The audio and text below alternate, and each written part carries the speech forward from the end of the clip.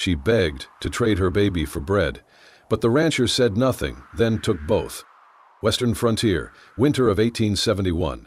The snow had swallowed everything, roads, fences, even the sound of life. A small town, nestled beside the hills, now seemed more like a frozen graveyard. Wind howled like wolves through the narrow pass. The air bit deep, merciless. At the very edge of the valley, where the land dipped low and trees stood bare against the sky, stood a lone ranch. Smoke drifted from its chimney, a thread of warmth in a world turned white. Mara Lark stumbled toward it, barely standing. She was 24. Her lips were split and bleeding, her cheeks red from windburn. She held her infant daughter tight to her chest, wrapped in a thin shawl already crusted with ice. Her feet throbbed in soaked boots. Her fingers could not feel.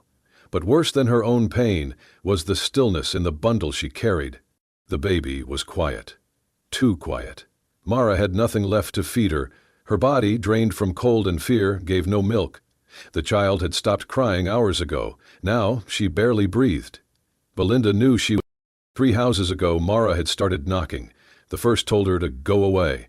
The second pulled their curtain aside and let it fall without a word. The third had slammed the door with such force it rattled the porch. Now, this was the last. A dim glow flickered behind frosted windows. Somewhere inside, a fire burned. A miracle. She reached the door and knocked once. Then again, weaker footsteps. The door creaked open. A man filled the frame. Tall, broad-shouldered, with a lantern in one hand and a shotgun leaning against the jamb. His coat was patched, his face shadowed by stubble and silence. But his eyes, gray, quiet, unreadable, eyes that had seen storms and survived. Mara's voice cracked as she spoke, breath hitching from cold and desperation.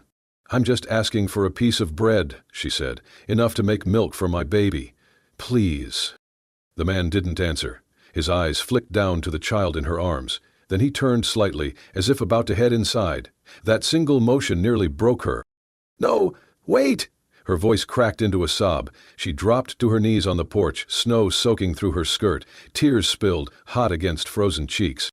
"Please, take the bread. Take her," she cried, lifting the baby with both hands. "I just want her to live." She bowed her head, ashamed of the words, but they came anyway. "You can keep her," she whispered. "She deserves a warm home. I can't give her that. I've tried." There was no theatrics in her pleading, no drama, just the raw sound of someone who had nothing left to bargain but her own child, inside. The fire crackled faintly. The man, Callan Voss, stood unmoving for a long moment. Then he stepped forward. Without a word, he slid the shotgun aside and pulled off his heavy coat. Kneeling, he wrapped it around the mother and baby, tucking the folds gently beneath Mara's chin. His hands were rough but careful. He didn't meet her eyes. Then he stood, turned back, and pushed the door open wide. Mara blinked up at him, stunned. He said nothing, just waited. Her legs barely obeyed, but when she staggered, his arm came beneath hers, steadying, helping, guiding her across the threshold. Warmth hit like a flood. Inside, the fire was real. The heat made her knees go weak. She stumbled, and again he caught her. He led her to the hearth and crouched beside her, unwrapping the baby with practiced hands. The infant stirred weakly, her lips moving. Mara pressed her face to the child's head, sobbing in relief. Behind her, the door closed. Outside, the wind screamed, but it could not touch them now. Mara sat close to the fire, her body still shivering despite the heavy coat draped over her shoulders. Her wet dress clung to her skin like a second layer of ice, and her fingers trembled as she tried to rub life back into them. Her boots, soaked through, lay abandoned by the door. Her breath came in shallow pulls, part exhaustion, part disbelief. Beside her, baby Laney lay bundled in a soft blanket on a folded quilt. The infant made no sound, only the faint rise and fall of her chest confirming she was still breathing. Her skin had lost its pink, now it hovered between gray and blue. Mara's throat tightened. She pulled her knees up to her chest, trying to warm herself with her own body heat. The warmth of the room was there, she could feel it, but it felt far away, like something remembered from a life she no longer lived. From the back of the cabin came the clink of metal, then the scrape of wood against cast iron.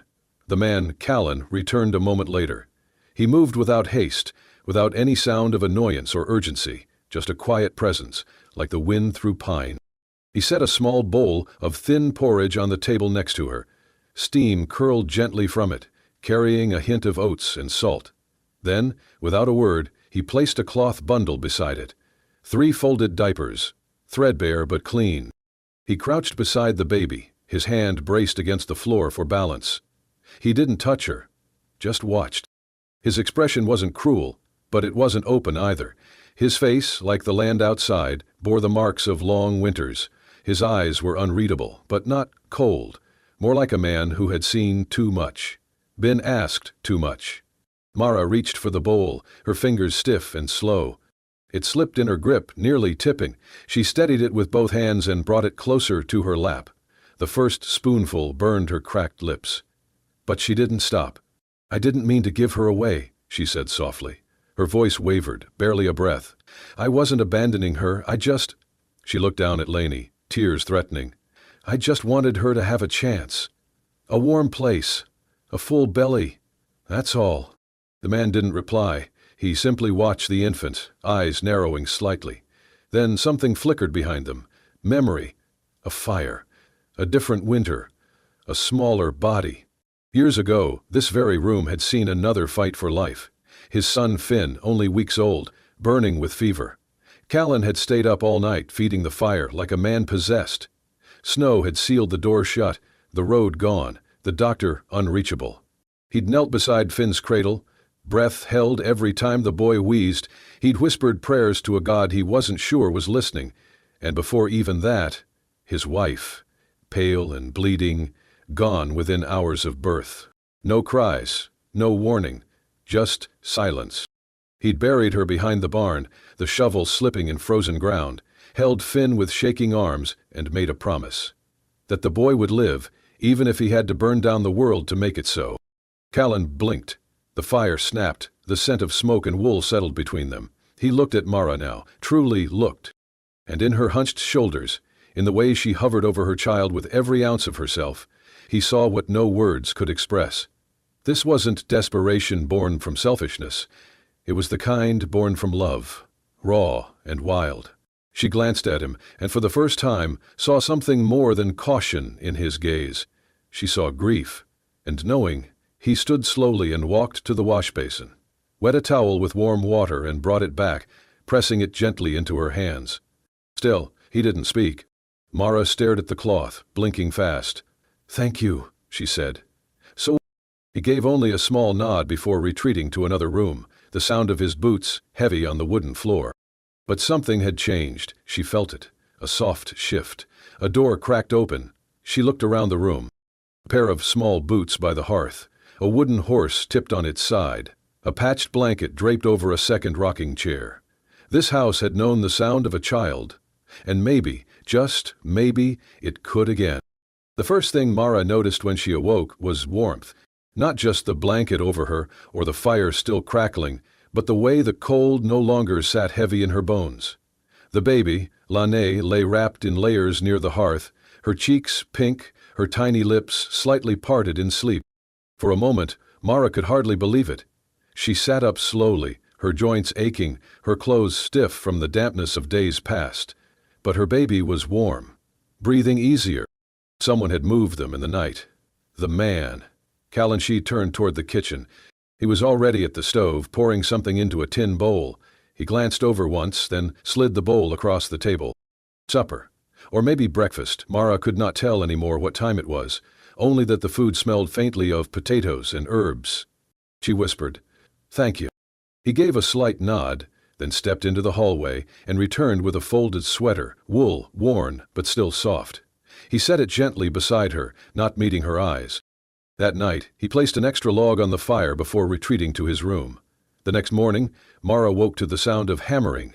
She followed the noise to the side of the house and found Callan outside, reinforcing the window shutters to her room.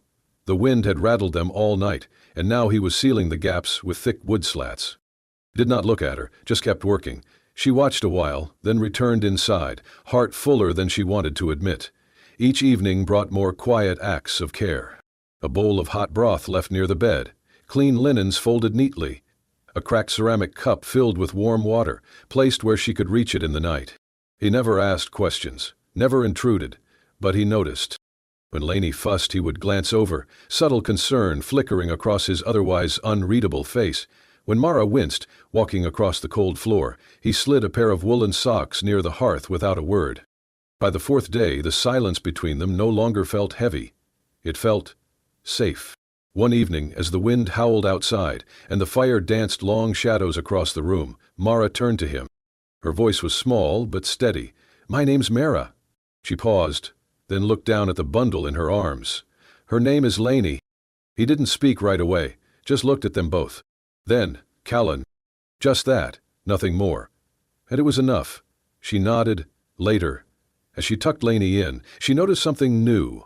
The quiet wasn't hollow anymore. It held shape. It had weight. For so long, silence had meant loneliness, cold stares, closed doors. But here, it was different. There was no judgment, no demand, only space. For the first time in what felt like forever, Mara didn't feel like a burden. She didn't feel, in the way she felt, allowed. Callan sat by the fire, carving something into a small block of wood. She watched from across the room, the baby asleep in her arms. He wasn't a man who needed to speak. His hands did that for him. Every bowl of soup, every extra blanket, every window fixed without being asked, and in that, Mara understood something. This man, this stranger, was giving her more than food or shelter. He was giving her a chance. The fire crackled quietly. Outside, snow pressed against the windows, thick and heavy, muffling the world beyond. Inside, Mara sat hunched on the wooden chair near the hearth, her arms wrapped around Laney, who slept tucked against her chest. Callan sat at the edge of the table, whittling a piece of wood, the knife in his hand moving with slow precision. He did not speak, but she could feel his presence, steady beside her. "I should tell you," she whispered, not looking up. "Why I came, why I was willing to give her away, for bread." Callan's hands stilled. She took a breath. "His name is Roy, my husband. Or was." Callan looked at her then, eyes dark, unreadable. "He used to be kind," she continued, "before the war. He brought me flowers once, sang off-key at our wedding, held me when I was sick." The memories caught in her throat, turning bitter. But when he came back, he wasn't Roy anymore. Not really. The war took his voice and gave him rage. He drank to silence the noise in his head. When he couldn't drown it, he let it out. Her hand moved over Laney's back instinctively, protectively. He would throw things, scream, but he never touched me, until after Laney was born. She paused. That night it was snowing hard. A storm, just like the one outside now. Laney was crying. I was half asleep. I heard his footsteps, heard him say he couldn't take it anymore. Her voice broke. I got there just in time. He was standing at the open door, Laney in his arms. He looked at me and said, "Maybe she'll learn silence if the cold takes her." Callan's hand gripped the edge of the table. I didn't think, I just moved. Took her from his hands and ran. No shoes, no coat, just a blanket and fear. I didn't stop until the town was gone behind me. Mara looked up, finally meeting Callan's eyes. "I've been walking ever since." The silence stretched. She waited, expecting judgment, expecting the sound of boots crossing the floor to show her out. Instead, Callan turned slowly toward the hearth. He reached for a split piece of cedar stacked beside the kindling, took his knife, and carved into it. The scratch of blade on wood was the only sound. Then he set the plank beside the fire, the words facing her. "I understand." Mara blinked. Her lips parted, but no sound came. Something inside her unclenched, not completely, but enough. Across the room, a soft rustling broke the stillness. Finn had woken and padded into the space with sleep-heavy steps. His hair was tousled, his small arms wrapped around a threadbare blanket. He looked at Mara, then at the baby. Without hesitation, he crossed the floor and sat on the rug in front of the fire. "Can I hold her?" he asked, eyes bright. Mara hesitated, startled. She's little." But Finn was already reaching up gently. Callan moved to help, guiding the newborn into his son's lap with surprising ease. Finn cradled her carefully, legs crossed. "She's really small," he whispered. "She is," Mara said softly. He looked up, his voice full of innocent pride. "Papa says babies only cry when their bellies are cold. I can keep her warm. Is that okay? Mama knew? Mara froze. Her heart skipped. Colin stopped moving. The room seemed to still entirely. Finn's face was open, pure. Either adult answered, not right away. They looked at each other, Mara and Callan, caught in that fragile moment, both breathless. Neither dared speak, as if words might shatter it. But in their eyes was something unspoken, a kind of understanding neither of them had asked for, yet both needed. Finn grinned, proud of himself, and leaned closer to Lainey. She stirred in his arms and made a soft cooing noise. Not a cry, just peace. Mara blinked hard, swallowing a lump in her throat. She hadn't known warmth like this still existed, hadn't known a child could speak the very words her heart was too broken to shape. Callan reached for another log and tossed it into the fire. The flames rose gently, casting light over the faces of the two children curled together on the rug. And for the first time in years, Mara Lark did not feel like a woman on the run. She felt like she was home. It happened one quiet morning, just as the frost was beginning to lift off the porch rails. Mara was hanging linens in the pale winter sun when a voice called out from the edge of the fence line. Mara Lark? She turned, heartbeat leaping. A man sat atop a dappled horse, broad-shouldered, grim-faced, wrapped in a worn overcoat with travel dust still clinging to his boots. I knew it was you, he said, guiding the horse closer. I'd heard rumors, but I didn't believe it till now. Mara took a step back, instinctively shielding Lainey, who was strapped to her chest in a sling. You don't remember me, do you? He continued. Name's Whit. I knew Roy. I knew you. I know you. He gave her a long, judgmental look. You ran off with his kid. Mara's breath caught. I didn't. Save it, Whit cut in. You disappeared in the middle of the night with his child. That's what people say. You're lucky it's me who found you, and not the law. He turned his horse slightly. But it will be. Roy's family has money. They'll send letters. They'll press charges. That baby ain't yours anymore, not after what you pulled. Then he turned and rode off without another word, back toward the hills. By nightfall, the letter came. A rider passed through, handed Callan a folded envelope without dismounting. It was from Roy's older brother, stamped and sealed with his family's crest. We've been informed that our niece is being held under unlawful circumstances. This will not be ignored. Return the child or face legal consequence. Mara stood by the fire, shaking, the paper trembling in her hands. They're coming, she whispered. They'll take her from me. I should have run further. I shouldn't have stayed. She moved toward the door, grabbing the small cloth bag she'd tucked under the stairs. Callan blocked her path. You don't understand, she said, voice cracking. They'll say I'm mad, that I abandoned Roy, that I'm unfit. I don't have papers, I don't have witnesses. I don't have anything. Her eyes burned with panic. I can't lose her. Callan stood silent. Then he turned toward the wall, opened the cabinet by the stove, and took down a long wooden box. From inside, he pulled a rifle. He checked the chamber, loaded a round, and rested it across his arm. Then, in a gravel-deep voice that scraped from a place rarely used, he said, You're not going anywhere. Mara blinked, stunned. I won't let anyone take your child, he continued, or you. His voice was low but solid, and for the first time since she'd met him, she realized just how much weight he could carry behind silence. Halen stepped forward, placed the rifle near the door, and turned to her. They can send letters, they can send men. Let them, he said. But they won't get past me. Mara felt her knees weaken, not from fear, but from something else. Something like safety. I can't ask you to do that, she whispered. You didn't ask, he replied simply. Lainey stirred against her chest, letting out a small, soft whimper. Mara looked down at her child, then back at Callan. He was already moving, tightening the latch on the window, double-checking the locks. Reinforcing. Flaring, not because he had to, but because he chose to. Mara sank into the nearest chair, burying her face in her hands. Cullen knelt beside her, not touching her, not speaking. Just there. Steady, like a wall she never knew she could lean against, and outside the wind began to rise. The sun was low when it happened, dripping orange over the horizon, casting long, sharp shadows across the yard. Mara was inside, rocking Lainey near the hearth, humming a half-forgotten lullaby, the kind her mother used to sing. The house was still, quiet, too quiet, until the distant sound of hooves shattered it. She rose slowly, clutching Lainey to her chest. Through the front window, she saw the figure, thin, slumped in the saddle, swaying with each step of the horse. Her breath caught. Roy.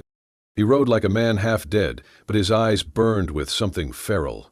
His coat flapped in the cold wind, and a pistol hung loosely from his belt. When he reached the porch, he didn't dismount. He shouted, voice slurred but sharp, "Mara, I know you're in there." She backed away, heart hammering. "Open the damn door? You think you can just run off, take what's mine, my wife, my kid?" Laney whimpered. Mara held her tighter, panic rising. Roy dismounted with a stumble, staggered up the steps, and began pounding on the door with his fists. "You don't get to disappear! You don't get to hide!" Mara looked around wildly. Callan wasn't home. He had taken Finn into town that morning, something about a fever. There was no one else. She grabbed a chair and wedged it beneath the door handle. Her fingers shook as she fumbled with the lock. But it was too late. Roy roared, shoved his shoulder into the wood. The door cracked. With a final shove, it burst open. Mara screamed. He stormed inside, eyes wild, reaching for her. "You're coming with me," he hissed, grabbing her wrist. "Both of you." "No!" she cried, twisting away, shielding Laney with her body. He yanked her roughly. The baby wailed. Mara fell to her knees, clutching Laney like a shield. And then, hoofbeats, fast, heavy. The front gate slammed open. Colin. He jumped from the saddle before the horse had even stopped. The moment he saw the splintered door, the chaos inside, he moved. Silent. Cold. Roy turned just in time to draw his pistol. The shot rang out. It missed, hit the doorframe with a crack. Colin didn't miss. His bullet struck Roy in the shoulder, spinning him backward with a howl. He collapsed to the floor, bleeding and cursing. Callan stepped forward, expression unreadable, rifle steady. Roy tried to crawl toward his gun. Colin kicked it away. He said nothing. Just knelt, bound Roy's wrists behind his back with a length of leather cord, then dragged him out into the yard. Roy thrashed, screamed, but Colin was a wall of calm. He tied the bleeding man to his own saddle, mounted his horse, and rode straight for the town. The ride was slow, deliberate, and the town was watching. By the time Callan reached the main street, people had gathered. Shopkeepers stepped outside. Mothers hushed their children. The sheriff stood, waiting on the steps of his office. Callan dismounted, pulled Roy from the horse and let him drop to the dirt. Then he looked around. His voice, rough and graveled, carried through the hush. "This man threatened to kill a child," he said simply. The crowd murmured. One man spit into the dust. A woman gasped and covered her mouth. The sheriff knelt, checked Roy's wound, then looked at Callan and gave a grim nod. "We'll take it from here." They hauled Roy to his feet. He cursed all the way, but no one listened. As the townsfolk began to disperse, a woman, owner of the dry goods store, turned to her neighbor and muttered, "No wonder she ran." Mara stood far off, just beyond the rise, Laney in her arms. Colin looked up and found her eyes. He didn't smile, just gave her a quiet nod. She returned it, tears clinging to her lashes. By the end of the week, the wind in town no longer whispered scandal. It carried something else, respect, maybe even regret. Word of what had happened at the Voss ranch spread faster than fire and dry brush. The tale grew as it passed from porch to parlor, how Callan Voss, the silent widower, had ridden into town with a bound man, bleeding from the shoulder, declaring him a danger to a mother and her child. How the townsfolk had watched the law haul Roy Lark away, while Mara stood on the outskirts, her baby clutched to her chest, her face pale but unflinching. People who once crossed the street to avoid her now nodded as she passed. The same mouths that had muttered behind cupped hands offered cautious greetings, sometimes even a smile. At the general store, Mrs. Halverton, the butcher's wife, approached Mara without hesitation. She pressed a parcel into her hands, soft, wrapped in a clean square of muslin. "Reed and lard," she said quietly, "for the little one." Mara blinked in surprise, her fingers clutching the warm bundle. "Thank you." The woman just nodded and walked away, eyes flicking briefly to Laney, nestled in the sling across Mara's chest. A few days later, as the snow began to pull back from the fence posts like tide from shore, the widow Claiborne trudged slowly up the ranch path, her gait stiff, her shawl pulled tight. She said nothing as she set down a cloth sack on the porch, only nodded once, sharply, before turning to leave. Mara stepped outside just in time. "Ma'am?" she called. The old woman paused, one hand on the gate. "Where are we going?" Mara asked, voice soft. The widow didn't turn. Her shoulders rose and fell with a quiet sigh. "Because it ain't the baby's fault, and it sure as hell ain't yours." Then she was gone, her boots crunching down the path. Inside the sack, Mara found warm knitted blankets, a jar of amber honey, a tin of salve for cracked skin, and at the very bottom, a hand-sewn baby bonnet made of soft blue cotton with tiny white stitches along the edge. Mara held it to her chest, suddenly unable to breathe. Inside the ranch, Callan spoke little, but his hands worked like prayers. He reinforced the fence line with new cedar posts, even as the cold bit his skin raw. He hammered the barn shut with a double latch, mended the broken hinges on the cellar door, and replaced the padlock on the front gate. Every action was quiet, precise, protective. One morning, Mara stepped out with Laney wrapped snug in her arms. She stopped at the porch steps. Colin was crouched by the gate, sleeves rolled, cheeks red from the cold. He stood slowly as she approached, wiping his hands on a rag. Mounted on the gate was a wooden sign, hand-carved and simple. The letters were uneven, but deep. "Home of the three of us." Her breath caught. She didn't say a word, just stood there, clutching her baby close as something warm and fierce bloomed inside her chest. Then came the sound of boots thudding, Finn barreling out the front door like a windstorm, blonde hair wild, cheeks flushed with joy. "Hey, Mama," he shouted, flinging his arms around her waist. "Can we have bread and honey today?" Mara dropped to her knees, eyes full, one arm around Finn, the other holding Laney to her chest. She buried her face in Finn's shoulder and held on. He didn't wriggle free, didn't ask why she was crying. He just leaned into her, like he'd done it 100 times before, like he belonged there. And maybe he always had. That evening, Mara sat on the porch as the sun bled gold across the hills. The snow was melting, carving little streams that whispered of spring. Callan joined her in silence. Behind them, laughter rang out, Finn's voice chasing shadows down the hall, Laney's soft coos close behind. Mara turned her face to the wind, and for the first time in years, it didn't sting. It felt like home. By early March, the snow had melted into soft, uneven patches along the hillside. The air carried the scent of thawing earth, damp pine, and the faint sweetness of sap rising in the trees. Ice, once thick on the windows, had loosened its grip entirely. The wind, once a howling threat, now came as a gentle breeze, brushing against the walls of the cabin like a familiar friend. Chickens scratched curiously at the thawed soil near the barn, clucking softly as if surprised to find the ground again. Smoke from the chimney curled into a pale blue sky, no longer a lifeline, just comfort. Inside, the cabin smelled of warm bread, cinnamon, and a trace of lavender from the dried sachet hanging above the hearth. Laney, now fuller in the cheeks and stronger in her kicks, lay in the handmade cradle Callan had sanded and reassembled himself. Each time Finn leaned over her with a picture book in hand, she kicked excitedly, gurgling and squealing, as if understanding every word. Finn had taken to reading aloud, tracing the pictures with his stubby fingers, mimicking Callan's deep, quiet voice. "Once upon a time," he'd say with exaggerated seriousness, before breaking into giggles when Lanny reached out to grab the page. Callan, once silent as the snowdrifts, now spoke in low tones, more and more each day. The words came slowly, some stilted, some unsure, but always with care. He practiced them with Mara in the quiet hours after chores, sitting by the fire while she mended clothes or shelled beans. In the evenings, he read, to Laney. Just a line or two from a book about farm animals or weather, but his voice was steady. Rough, real. That morning, Mara stood alone on the porch, a worn mug of tea nestled between her hands. Her eyes roamed the wide land beyond the ranch, the fields greening softly, the trees on the hills dusted with the first hints of buds. It felt like breathing after holding your lungs still for months. The stillness wasn't heavy now. It wasn't the quiet that came with hiding or fear. And it was calm. It was peace. She heard the creak of the cabin door behind her but didn't turn.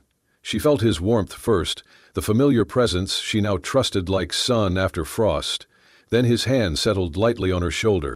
In his other hand, he held a small plaque, smoothed around the corners, carved with careful hands. He offered it without a word.